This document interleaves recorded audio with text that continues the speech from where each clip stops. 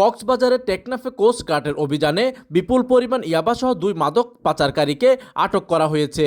টেকনাফের শাহপুরী এলাকায় অভিযান চালিয়ে প্রায় 75 লাখ টাকার মূল্যর 15,000 পিস ইয়াবাসহ 2 জন মাদক পাচারকারীকে আটক করেছে বাংলাদেশ কোস্ট গার্ড। সোমবার দুপুরে গোপন সংবাদের ভিত্তিতে কোস্টগার্ড আউটপোস্ট শাহপুরী নাজিরপাড়া সংলগ্ন নাফ নদীতে একটি বিশেষ অভিযান পরিচালনা করে।